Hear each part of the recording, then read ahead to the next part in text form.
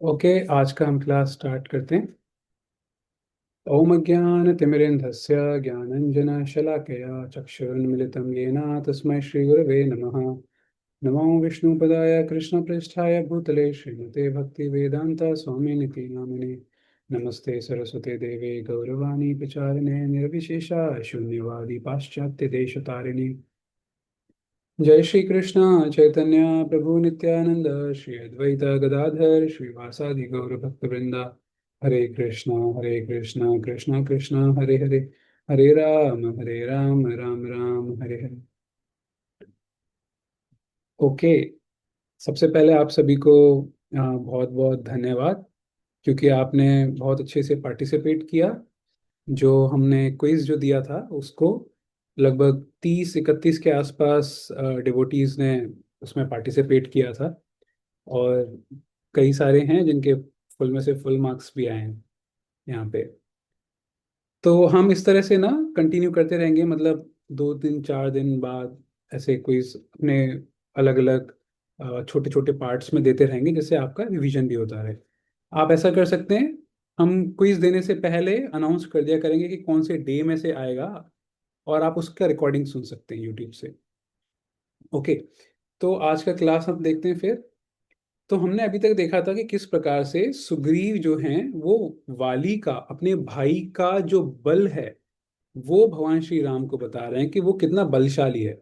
और थोड़ा सा एक तरह से वो काइंड ऑफ डाउट भी कर रहे हैं भगवान श्री राम की कैपेसिटी पे, कैपेबिलिटी पे, कि पता नहीं ये कैसे मेरी हेल्प कर पाएंगे। तो कम से कम इनको थोड़ा रियलिटी चेक बता दूं कि किस प्रकार से ये जिसको मारने की सोच रहे हैं वाली को, वो कितना पावरफुल है। और इस सब के दौरान वो क्या बताते हैं, दुंदुबी की कहानी, कि किस प्रकार से दुंदुबी राक्षस जो था उसको वाली ने जब मारा, और उसके बाद दुंदुबी का जो बॉडी थी, डेड बॉडी थी, उसको उसने फेंक दिया। कहाँ पे? इधर ऋष्यमुख पर्वत की तरफ, जो जहाँ पे मातंग ऋषि का आश्रम था। तो और फिर मातंग ऋषि गुस्सा हो गए, क्योंकि उस दुंदुबी की डेड बॉडी से कुछ तो ब्लड की ड्रॉप्स मातंग ऋषि के पास आ गई। और इसकी वजह से मातंग ऋषि ने श्राप दे दिया वाली को कि भाई, तुम आज से वाली और वाली वाली के जो फ्रेंड्स हैं वो अलाउ नहीं है उस एरिया में। तो फिर वो सारे के और उनको एक दिन का टाइम दिया था। तो हमने देखा कि किस प्रकार से ये बहुत इंपॉर्टेंट है कि आजकल के टाइम पे लोग घोस्टिंग कर देते हैं, है ना। हमने बहुत इंपॉर्टेंट लेसन दिया था कि अचानक से वो जो है ना किसी रिलेशनशिप को ब्रेक कर देते हैं। तो वहां पे हमको ये लेसन मिलता है कि अगर कभी हमको रिलेशनशिप ब्रेक भी करनी है किसी से, तो ऐसे घोस्टिंग नहीं करने कि अचानक से बंद कर दिया। उसको समय दो थोड़ा सा, और उसकी बातें सुनो। एटलीस्ट उसके लिए इजी रहेगा आगे बढ़ना। तो ये देखा था हमने। उसके बाद यहाँ तक हमने देख लिया था लास्ट टाइम। और फिर तब का वाली ने जो ये दुंदुबी जो दानव था उसका जो डेड बॉडी फेंका था, वो अभी भी यहाँ पे पड़ा हुआ है। कितने साल हो गए उस चीज को, है ना। लेकिन अभी भी वो यहाँ पे पड़ी हुई है डेड बॉडी, और इसको ये दिखा रहे हैं सुग्रीव कि देखो भगवान श्री राम, ये है वो डेड बॉडी जिसको वाली ने फेंका था। उसके बाद से अब हम आज पढ़ेंगे। तो मैं स्क्रीन को शेयर करता हूँ।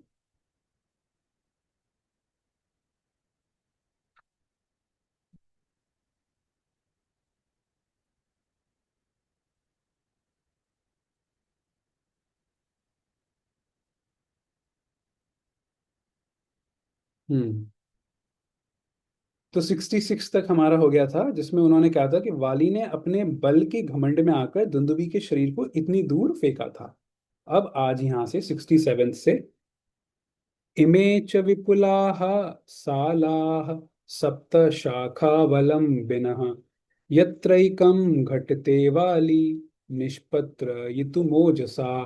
ये 7 साल के विशाल एवं मोटे वृक्ष हैं, जो अनेक उत्तम शाखाओं से सुशोभित होते हैं। वाली इनमें से एक एक को बलपूर्वक हिलाकर पत्रहीन कर सकता है। अभी देखो यहाँ पे थोड़ा टॉपिक चेंज हो रहा है। अभी तक सुग्रीव ने भगवान श्री राम को बताया है दुंदुबी वाली कहानी। तो यहाँ तक दुंदुबी वाली कहानी बताने के बाद अचानक से वो सामने भगवान राम को दिखाते हैं कि देखो भगवान, यहाँ पे साल के वृक्ष हैं। साल पेड़ की प्रजाति है, तो उसका है। वो बहुत ही टाइट होता है, मतलब बहुत ही स्ट्रॉन्ग पेड़ उसका तना होता है।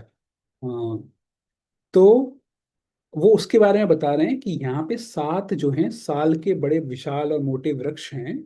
और वाली क्या करता था? वाली इनमें से एक एक को बलपूर्वक हिला के पत्रहीन कर सकता था। यानी उस पेड़ को ऐसे ऐसे करके हिलाएगा तो पेड़ के सारे पत्ते गिर जाते थे। अब यहाँ पे एक इंपॉर्टेंट चीज हमारे आचार्यगण बताते हैं कि देखो, अगर वायु चलती है तो कई बार आपने देखा होगा पतझड़ के मौसम में वायु जब चलती है तो जो थोड़े सूख गए पत्ते पेड़ पे से वो थोड़े थोड़े जमीन पे गिर जाते हैं, है ना। लेकिन सारे के सारे पत्ते नहीं गिरते, कुछ तो पत्ते रह जाते हैं पेड़ पे। लेकिन वाली जो है वो इतना पावरफुल था, वो साल जैसे बहुत ही बड़े वृक्ष को अगर ऐसे ऐसे हिलाता था ना, उसको पूरा का पूरा पत्ता से विहीन कर देता था। एक भी उस पर पत्ता नहीं रहता था। तो हमारे आचार्यगण बोलते हैं, तो जो पवन देव है ना, वाली जो है पवन देव से भी ज्यादा पावरफुल था। पवन देव एक वृक्ष के सारे पत्तों को अपनी हवा से नहीं गिरा पाते थे, लेकिन वाली खुद से हिला के सारा वो कर देता था। लेकिन हमने ये भी देखा है कि पवन देव से ज्यादा पावरफुल वाली है।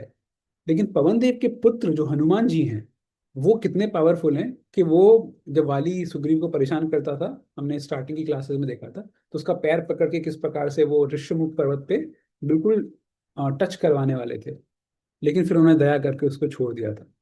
तो हनुमान जी वाली से भी बहुत ज्यादा पावरफुल हैं। ओके। तो फिर उसके बाद आगे क्या बताते हैं, आप थोड़ा ध्यान से सुनिएगा। ये क्यों सब कुछ बता रहे हैं सुग्रीव, अभी अगले 2-3 श्लोकों में पता चलेगा कि मैटर कुछ और ही है। एतदस्यासमं वीर्यं मया राम प्रकाशितं, कथं तं वालिनं हन्तुं समरे शक्षयसे नृप। हे श्री राम, यह मैंने वाली के अनुपम पराक्रम को प्रकाशित किया है। नरेश्वर, आप उस वाली को समरांगण में कैसे मार सकेंगे?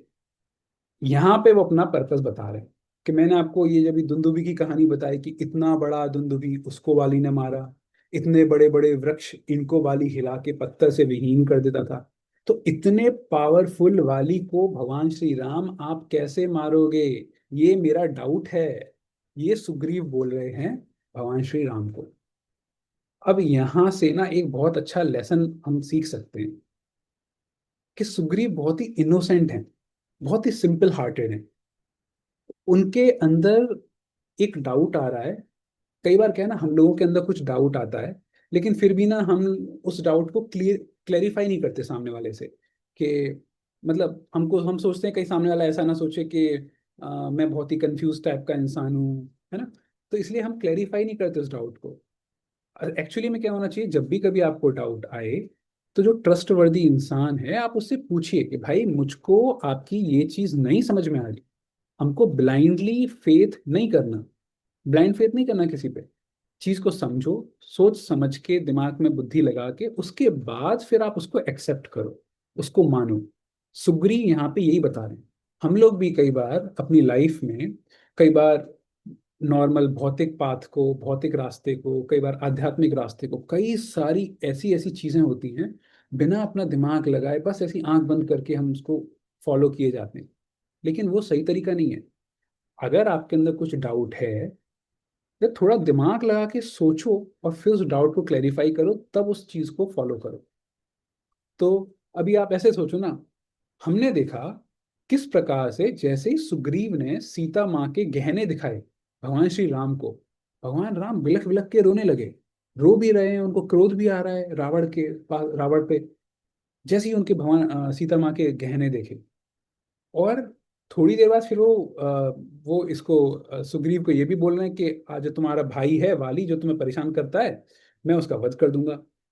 तो बेचारे सुग्रीव कंफ्यूज हो गए कि यार ये व्यक्ति अभी अपनी पत्नी की किडनैप होने के बाद पत्नी के गहने देख के ऐसे रो रहा है, फूट फूट के रो रहा है, और अब ये बाली जैसे इतने शक्तिशाली व्यक्ति को मारने की भी बात कर रहा है। पता नहीं कैसे करेगा ये। तो ये डाउट है सुग्रीव के मन में। अच्छी बात यह है कि सुग्रीव इस डाउट को क्लैरिफाई कर रहे हैं, भगवान श्री राम के सामने बता रहे हैं।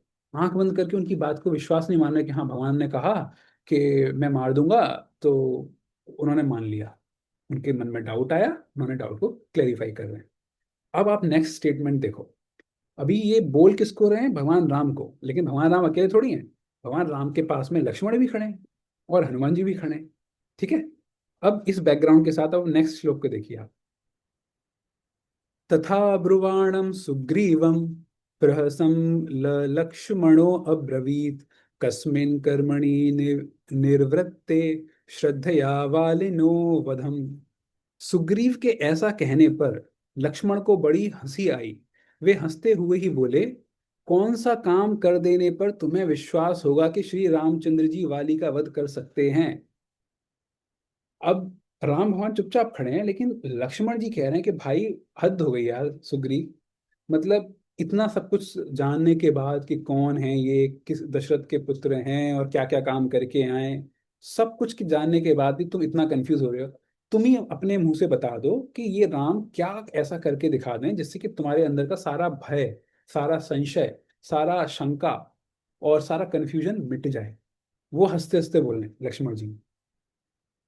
फिर उसके बाद तमुवाचाथ सुग्रीवः सप्त सालानिमान् पुरा एव मैं कई कशोवाली विव्याधाथ स चासकृत रामो निर्दार ये देशां बाणे नैकेन च द्रुमं वालिनं निहतं मन्ये दृष्टवा रामस्य विक्रमम्।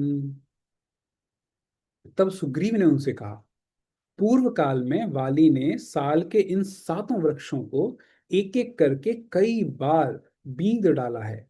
अतः श्री रामचंद्र जी भी यदि इनमें से किसी एक वृक्ष को एक ही बाण से छेद डालेंगे तो इनका पराक्रम देखकर मुझे वाली के मारे जाने का विश्वास हो जाएगा। तो अब जब ये इनसे पूछते हैं लक्ष्मण जी कि तुम ही बता दो कि क्या करके दिखाएं राम जिससे तुमको शांति मिल जाए, तो ये बोलते हैं कि देखो, पहले के टाइम पे एक बार वाली ने ये जो बड़े बड़े जो पेड़ दिखाए ना, साल वाले सात, एक एक करके ना उसने उन पेड़ों को धनुष बाण से बींध दिया। मतलब उनको इधर से तीर मार के उसके अंदर छेद होके बाहर से वो निकल गया। तो ये बोल रहे हैं कि एक एक करके कई बार उसने ऐसे किया है बाली ने। अगर राम भगवान एक वृक्ष को एक ही बाण से इस तरह से कर दें, उसने तो सात वृक्ष हैं, अलग अलग वृक्ष को कई बार ऐसे किया है। लेकिन भाई मैं राम भगवान से ये नहीं कह रहा कि वो सारे वृक्षों को इस तरह से करें। किसी एक वृक्ष को एक बाण से अगर वो ऐसे उसको अंदर छेद कर दें, तो मैं अंदर से संतुष्ट हो जाऊंगा कि राम भगवान वाली को मार सकते हैं। ये उसने कंडीशन रखी छोटी सी। हतस्य महेशस्यास्थि पादे नैकेन लक्ष्मण उद्यम्य प्रक्षिपेच्चापि तरसा द्वे धनुषते। लक्ष्मण यदि इस महिष रूपधारी दुंदुबी की हड्डी को एक ही पैर से उठाकर बलपूर्वक 200 धनुष की दूरी। बाबा है। आप प्लीज अपने आपको म्यूट रखिए। एक ही पैर से उठाकर बलपूर्वक 200 धनुष की दूरी पर फेंक सकें तो भी मैं यह मान लूंगा कि इनके हाथ से वाली का वध हो। बाबा बताना उसके अंदर फिटिंग वगैरह सॉरी वो नहीं होते वो।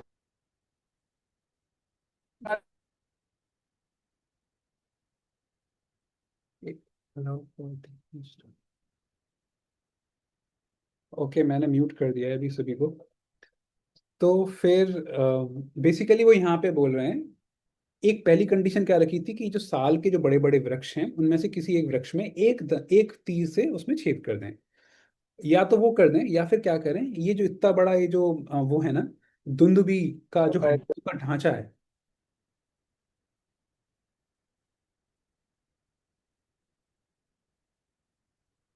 मैंने अभी सभी को म्यूट कर दिया है। अगर आपको अनम्यूट करना होगा तब आप हैंड रेस करोगे, उसके बाद फिर मैं अनम्यूट करूंगा। तो अगर आप राम भगवान को बोलते हैं, अगर आप इसके हड्डी के जो ढांचे को इसको 200 धनुष की दूरी पर, जैसे हम बोलते हैं ना 200 फीट, तो ऐसे आप सोचो 200 धनुष की दूरी पर अगर फेंक दें भगवान अपने पैर से किक मार के, जैसे फुटबॉल खेलते हैं ना, तो ऐसे 200 धनुष की दूरी पे, तो मैं मान लूंगा कि भगवान राम ना वाली का वध कर सकते हैं। दो कंडीशन रख दी। ओके। फिर उसके बाद एवं मुक्त्वा तु सुग्रीवो रामं रक्तांतलोचनम ध्यात्वा मुहूर्तम काकुत्स्थम पुनरेव वचु अब्रवीत। जिनके नेत्र प्रांत कुछ कुछ लाल थे, उन श्री राम से ऐसा कहकर सुग्रीव 2 घड़ी तक कुछ सोच विचार में पड़े रहे। इसके बाद वे कुकुत्स्थ कुल भूषण श्री राम से फिर बोले। इन्होंने बोल तो दिया भगवान श्री राम को, फिर थोड़ी देर में सोच रहे हैं सही बोला गलत बोला, फिर उसका दोबारा से वो बोलते हैं। शूरश्च शूरमानी च प्रख्यात बल पौरुषः बलवान वानरो वाली संयुगेश्व पराजितः। वाली शूर है और स्वयं भी उसे अपने शौर्य पर अभिमान है। उसके बल और पुरुषार्थ विख्यात हैं। वह बलवान वानर अब तक के युद्धों में कभी पराजित नहीं हुआ है।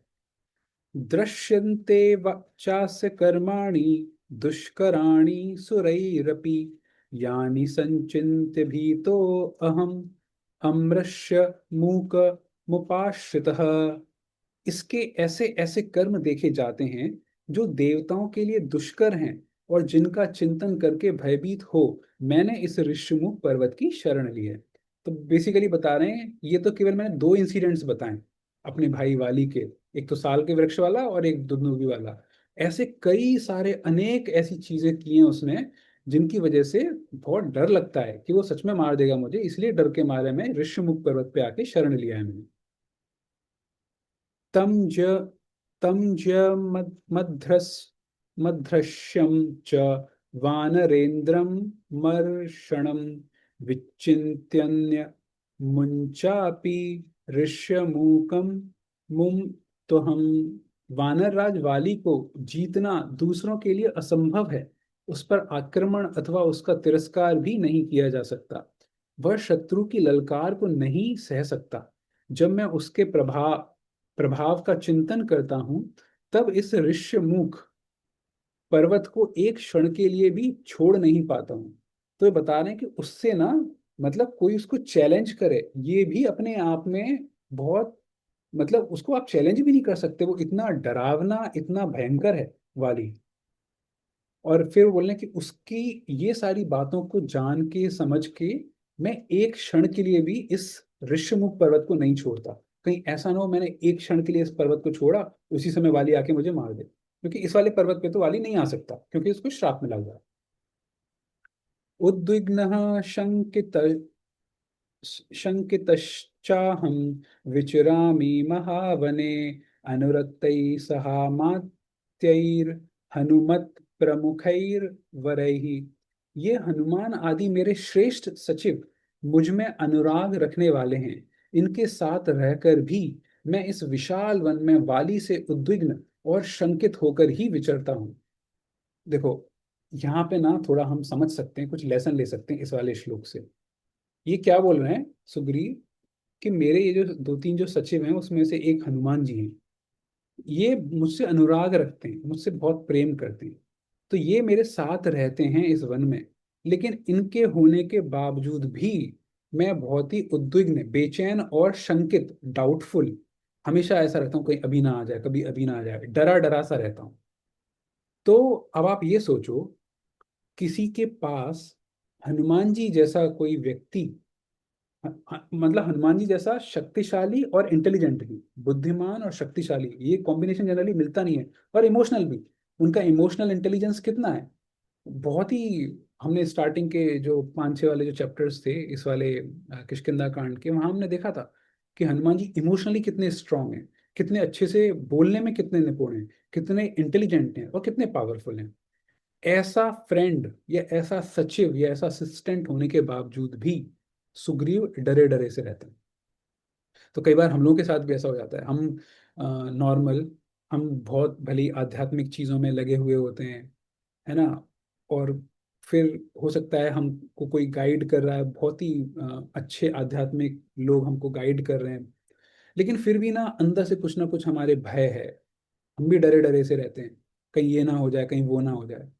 तो हमको इसी पर्सपेक्टिव से देखना चाहिए। अगर हनुमान जैसा भक्त या हनुमान जैसा व्यक्ति आपकी लाइफ में है, फिर डर के रहने की जरूरत नहीं है, फिर थोड़ा उस पर ट्रस्ट करो कि भाई वो चीज़ों को मेंटेन कर लेगा, वो चीज़ों को स्मूथ कर लेगा, वो चीज़ों को मतलब अगर चीजें कभी गड़बड़ होंगी भी ना, वो बचा लेगा। हमको ऐसा सोचना चाहिए। तो उसी प्रकार से हमको हमारे अध्यात्म वाले प्रोसेस पे फेथ होना चाहिए। धर्मो रक्षति रक्षितः, ये हमारे शास्त्र बोलते हैं कि अगर आप धर्म की रक्षा करते हो, अगर आप धर्म का पालन करते हो, तो धर्म आपकी रक्षा करेगा। इस चीज पे, इस स्टेटमेंट पे हमको ट्रस्ट होना चाहिए कि अगर हम शास्त्रों के अनुरूप थोड़ा कार्य करने का प्रयास कर रहे हैं तो शास्त्र हमको बचाएंगे। हो सकता है कि हम इस तरह से बचना चाहें, लेकिन शास्त्र हो सकता है किसी दूसरी तरीके से बचाएंगे, बट पक्का बचाएंगे, है ना। तो यहाँ से हम ये एक लेसन ले सकते हैं कि अगर आपकी लाइफ में हनुमान जी जैसा कोई है, व्यक्ति, मेंटर, कोई अगर नहीं भी है, तो आप सीधे हनुमान जी पे फेथ कर लो ना। उन पे फेथ कर लो, भगवान पे फेथ कर लो, शास्त्र पे फेथ कर लो, और भय और निर्भय होके रहो। उपलब्धम च मे श्लाघ्यम सन्मित्रम मित्रवत्सल, त्वामहं पुरुष व्याघ्र हिमवंत में वाश्रितः। मित्रवत्सल, आप मुझे परम स्पृहणीय श्रेष्ठ मित्र मिल गए हैं। पुरुष सिंह, आप मेरे लिए हिमालय के समान हैं, और मैं आपका आश्रय ले चुका हूं, इसलिए अब मुझे निर्भय हो जाना चाहिए। तो मतलब आप देख रहे हो, खुद ही क्वेश्चन पूछ रहे हैं, खुद ही जवाब दे रहे हैं, खुद ही डाउट्स पूछ रहे हैं, और खुद ही बोल रहे हैं कि मेरा डाउट क्यों गलत है। तो बहुत ही बेचैन वाली स्थिति में पहुंच गए हैं सुग्रीव। अब आप इस चीज को भगवत गीता से थोड़ा रिलेट करके देखो। आपने नोटिस किया होगा भगवत गीता का जो चैप्टर नंबर 1 है, वहां पे कृष्ण भगवान एक भी शब्द नहीं बोलते, एक भी श्लोक नहीं बोलते। अर्जुन ही बोलना चालू करते हैं, और खुद ही बोल रहे हैं कि अगर मैंने युद्ध किया तो ये हो जाएगा। फिर बोल रहे हैं कि हो सकता है ये भी हो जाए, हो सकता है कि फैमिली की ट्रेडिशन खत्म हो जाए, है ना। हो सकता है कि अभी तो ये भी नहीं पता कि हम पता नहीं जीतेंगे या हारेंगे। तो खुद ही कुछ बोल रहे हैं, खुद ही फिर उसका काउंटर आर्ग्यूमेंट दे रहे हैं। तो ये सब करते करते ना अर्जुन दूसरे चैप्टर के स्टार्टिंग में 7वें श्लोक तक आते आते इतने कंफ्यूज हो जाते हैं, वो खुद ही बोलते हैं कार्पण्य दोषोपहत स्वभाव प्रक्षामि त्वाम धर्म समुद्र चेता। तो उसमें वहां पे बोलते हैं कि भगवान, अब ना मैं बहुत ज्यादा कंफ्यूज हो गया। तो अब मैं आपको ना, अभी तक हम लोग बहुत ही दोस्त दोस्त खेल रहे थे, आप मेरे फ्रेंड वाले लेवल पे थे, लेकिन अब फ्रेंड वाला लेवल से काम नहीं चलेगा। आप स्वामी वाले लेवल पे आ जाओ और मुझे गाइड करो, प्लीज। तो खुद जब इतने कंफ्यूज हो गए, यहाँ पे सेम सुग्रीव के साथ हो रहा है। सुग्रीव एक एक हाथ पे बता रहे हैं वाली की ताकत, दूसरे हाथ पे ये भी बता रहे हैं कि मैंने आपका आश्रय लिया है तो मुझे निर्भय हो जाना चाहिए, लेकिन ये भी बता रहे हैं कि मैं निर्भय नहीं हो पा रहा, है ना। तो आप जरा शांति से अगर बैठ के सोचोगे ना कि इमोशनली कितने डिस्टर्ब हो चुके हैं सुग्रीव। तो इस डिस्टर्ब वाली स्टेट में अब देखना आप कि राम भगवान उनके इमोशनली डिस्टर्ब स्टेट को किस तरह से आ, उसको, उनको वो एक तरह से एश्योरेंस देंगे उनको। ये बताएंगे कि भाई डरने की कोई आवश्यकता नहीं है। ओके। किम तु तस्य बलज्ञो अहम दुर्भ्रातुर्बलशालिनः, अप्रत्यक्षम तु मे वीर्यम समरे तव राघव। किंतु रघुनंदन, मैं उस बलशाली दुष्ट भ्राता के बल पराक्रम को जानता हूँ, और समर भूमि में आपका पराक्रम मैंने प्रत्यक्ष नहीं देखा है। देखो कितनी, फिर दोबारा से, अभी थोड़ी देर पहले बोला है कि मुझे नहीं, डरना नहीं चाहिए। अब वो क्या बोल रहे हैं कि देखो बाली का तो लड़ाई वाला युद्ध स्टाइल, लड़ाई की स्टाइल, वो सब मैंने युद्ध में देखी है कि वो कितना पावरफुल है। आपका मैंने देखा नहीं है कि आप कैसा युद्ध करते हो, आपके अंदर कितनी शक्ति है। भाई जब से आप मिले हो, एक दिन पहले मिले थे ना, एक दिन में बस आपसे बातें हुई हैं। एक्चुअल में ना ग्राउंड पे देखा नहीं है मैंने कि ना आप कैसे लड़ते हो, आप में कितनी ताकत है। तो समर भूमि में आपका पराक्रम मैंने प्रत्यक्ष रूप से देखा नहीं है। फिर से डाउट भगवान के सामने रख दिया उन्होंने।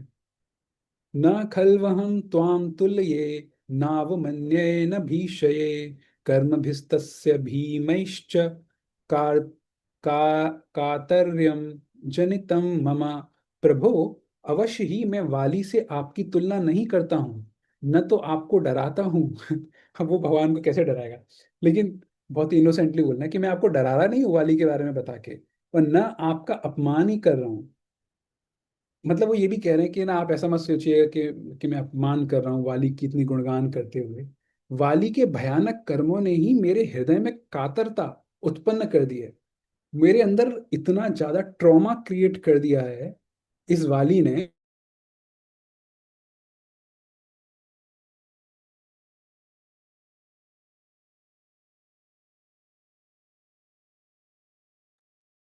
आई थिंक बीच में डिस्कनेक्ट हो गया था, यहाँ बहुत तेज बारिश हो रहा है इस वजह से।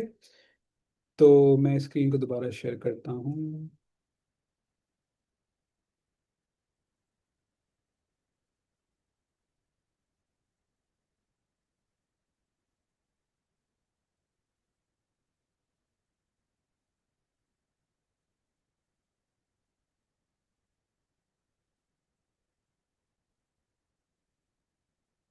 हम्म। तो अभी वो यहाँ पे बोल रहे हैं कि इसलिए मैं आपसे ये बोल रहा हूँ क्योंकि आपका मैंने अभी तक देखा नहीं है युद्ध। और फिर वो यहाँ पे बोल रहे हैं कि मैं आपको डरा भी नहीं रहा, आप सोचो कि मैं आपको शायद डरा रहा हूँ, वैसी भी स्थिति नहीं है। बस मैं यहाँ पे जानना चाहता हूँ कि मेरा ये डाउट्स थोड़े कम हो जाएं, कि मुझे वाली ने इतना ट्रॉमा दे दिया है। कई बार ऐसा होता है ना, किसी ने अगर बचपन में ही कुछ लड़ाई झगड़ा देखा हो या बहुत कुछ विभत्स टाइप का कुछ ऐसा कुछ घटना देखी हो, तो जिंदगी भर के लिए ही ना उसके अंदर, व्यक्ति के अंदर डर बैठ जाता है। अगर सपोज करो किसी ने लड़ाई झगड़े देख ली हो, बंदूकें चलती हुई देख ली हो बचपन में, तो जब बड़ा हो जाता है फिर भी बंदूक देखते ही हो सकता है सहम जाए, पसीने आ जाए, है ना। ट्रॉमा टाइप का हो जाता है, चाइल्डहुड ट्रॉमा जिसको बोलते हैं आजकल मॉडर्न साइकोलॉजी के टर्म्स में। तो वैसा हो गया उसको, इसलिए वो थोड़ा सा डरे डरे से। फिर कामम राघव ते वाणी प्रमाणम धैर्यमाकृति सूचयन्ति परम तेजो भस्मच्छन्न में वानलम। रघुनंदन, निश्चय ही आपकी वाणी मेरे लिए प्रमाण भूत है, विश्वसनीय है, क्योंकि आपका धैर्य और आपकी यह दिव्य आकृति आदि गुण राख से ढकी हुई आग के समान आपके उत्कृष्ट तेज को सूचित कर रहे हैं। तो ये क्या बोल रहे हैं कि मैं आपकी वाणी जो है, निश्चय ही आपकी वाणी मेरे लिए प्रमाण पूर्ण है, प्रमाणभूत है। कि यानी आपने एक बार बोल दिया वही एक प्रकार का प्रमाण है, मुझे उसको देखने की जरूरत नहीं है, क्योंकि आपका धैर्य और आपकी यह दिव्य आकृति आदि गुण राख से ढकी हुई आग के समान आपके उत्कृष्ट तेज को सूचित कर रहे हैं।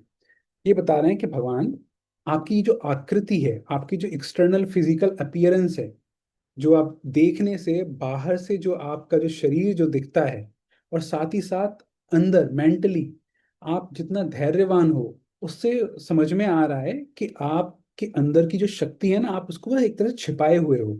जैसे राख से कई बार छिप जाता है ना आग, तो उसी तरीके से आपकी जो शक्ति है एक तरह से छिपी हुई है, लेकिन मैं समझ पा रहा हूँ कि आप अच्छे से वाली को मार सकते हो। ओके, आई थिंक, अच्छा इस वाले श्लोक को और कर लेते हैं। तस्य तद्वचनं श्रुत्वा सुग्रीवस्य महात्मनः स्मत्पूर्वमथो रामः प्रत्युवाच हरिं प्रति। महात्मा सुग्रीव की यह बात सुनकर भगवान श्री राम पहले तो मुस्कुराए, फिर उस वानर की बात का उत्तर देते हुए उससे बोले। तो भगवान पहले मुस्कुराते हैं, फिर उसके बाद उत्तर देना स्टार्ट करते हैं। आई थिंक ये वाली चीज़ हम कल स्टार्ट करेंगे, क्योंकि अब यहाँ पे बहुत इंपॉर्टेंट इंपॉर्टेंट पॉइंट्स आने वाले हैं। तो ये हम कल देखेंगे। ओके।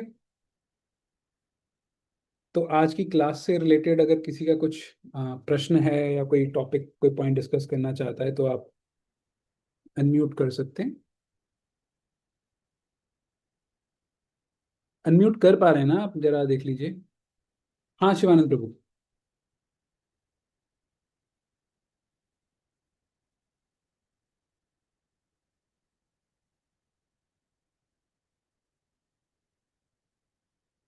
अभी आप अपने आप को अनम्यूट कर सकते हो।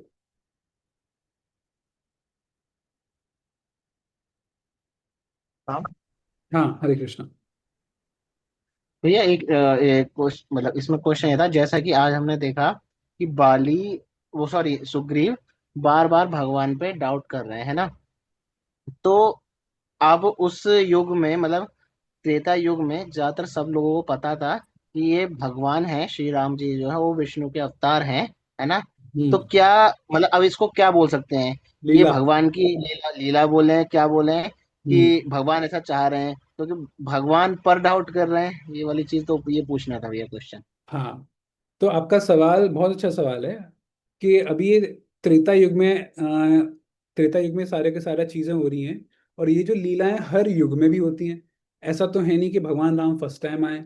तो इन्होंने भगवान राम की पहले भी कुछ कथाएं सुन रखी होंगी, तो अभी ये भगवान पे फिर भी डाउट कर रहे हैं, ऐसा कैसे हो रहा है। तो यहाँ पे वही चीज आती है कि भगवान की एक तरह से लीला हो रही है। इनफैक्ट रामायण में ये आता है, जितने भी यहाँ पे वानर थे ये नॉर्मल वानर नहीं थे। जो अभी हम जो यहाँ बंदर देखते हैं ना, हमारे घरों के आसपास जो बंदर घूमते हैं, ये वो वाले बंदर नहीं थे।